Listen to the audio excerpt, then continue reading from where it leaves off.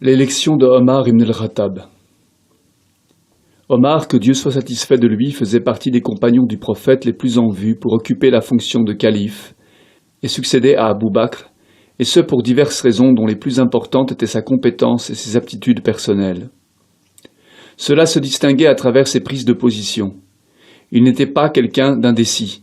Son influence était de taille, et seul son caractère sévère faisait peur aux gens.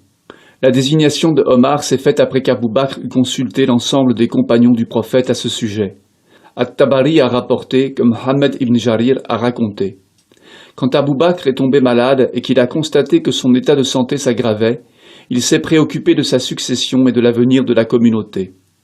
Alors il a convoqué Abdurrahman ibn Auf et l'a consulté à ce sujet. Il lui a demandé ce qu'il pensait de Omar. Abdurrahman l'approuva dans son choix, mais fit remarquer au calife que Omar était un homme sévère et d'un caractère rude. Abu Bakr lui a répondu « Il se montre rude et sévère aujourd'hui parce que moi je suis trop doux envers les gens. Lorsqu'il dirigera lui-même les affaires, il deviendra plus indulgent. » Le même avis fut émis par d'autres compagnons questionnés à ce sujet. Après ces consultations, le calife Abu Bakr confirma sa décision par écrit. La mort d'Abu Bakr survint dans la nuit du mardi 22 Jumada II, en l'an 13 de l'Hégire. Le lendemain matin, Omar fut proclamé calife. Dès son élection, Omar s'adressa aux musulmans par un sermon dans lequel il définit les grandes lignes de sa politique. Quand il est monté sur la chaire à prêcher sur laquelle s'était tenu le prophète de Dieu, il n'est pas allé plus loin que la première marche.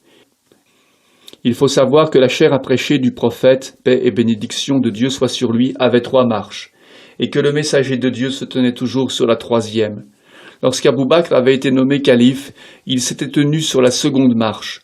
Quant à Omar, le jour de son accession, il est resté sur la 1re marche par humilité et par respect envers le messager de Dieu et le premier calife de l'islam.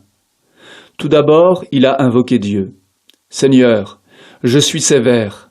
Fais en sorte que je devienne d'un caractère plus facile. Seigneur, je suis faible. Devant cette grande responsabilité, donne-moi plus de force en toi. Seigneur, je suis avare. Rends-moi plus généreux. » Puis Omar a tracé les grandes lignes de son action. Le fait de vous avoir comme administré est une épreuve pour moi. Le fait que vous allez m'avoir pour chef est une épreuve pour vous. J'ai été désigné à votre tête après la mort de mon ami. Nous nous chargerons de régler toutes les affaires qui nous seront présentées. Quant à celles qui ne nous seront pas présentées, à cause des longues distances qui nous séparent d'elles, nous les confierons à ceux qui ont du mérite, de la compétence, de la force de caractère et de l'honnêteté. Ainsi, celui qui agit bien, nous le rapprocherons de nous, et il aura droit à de plus grandes faveurs, tandis que celui qui agira mal, nous le punirons pour avoir failli à sa responsabilité.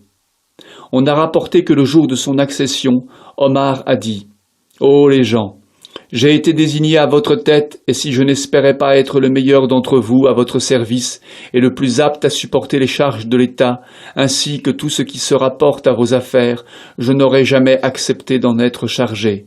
Car il me suffit déjà d'avoir à supporter le fardeau d'attendre le jugement dernier. Comment puis-je vous garantir vos droits?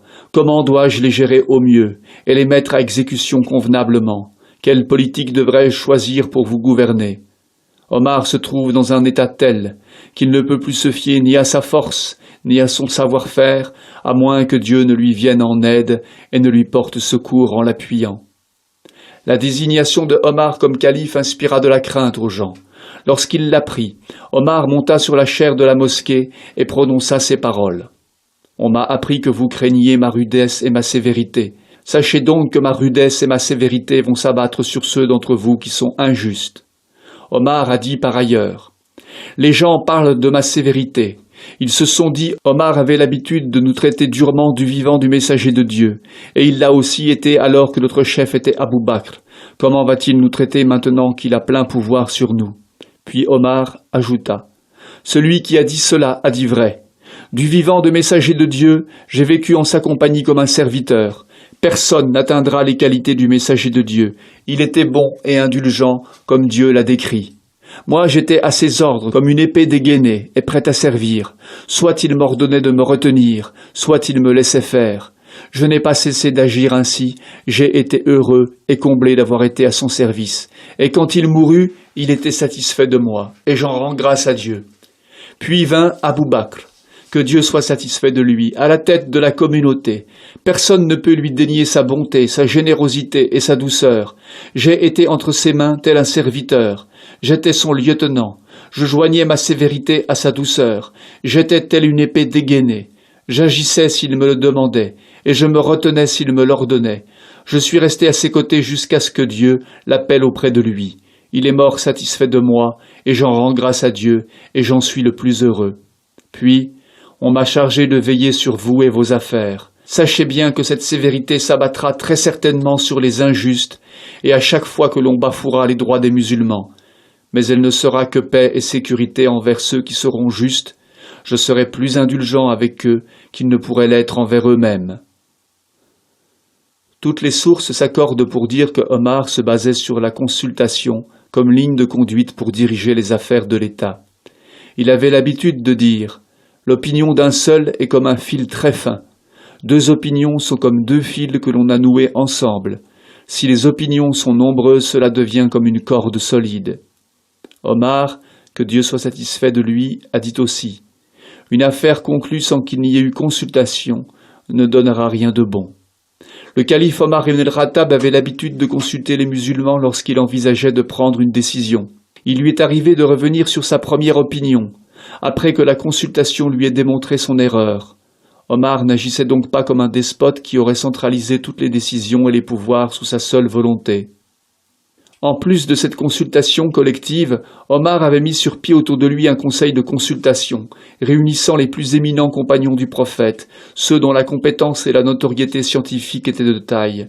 Parmi les membres de ce conseil, nous citerons Al-Abbas, son fils Abdallah ibn Abbas, qui était toujours avec Omar et ne le quittait jamais, même dans ses déplacements, Othman ibn Affan, Abdurrahman ibn Auf, Ali ibn Abu Talib. Après la mort d'Abu Bakr, le nouveau calife Omar ibn al-Khattab ordonna que l'on regroupe l'ensemble du Coran dans un seul volume et que l'on relie ce dernier par un fil pour que rien ne se perde.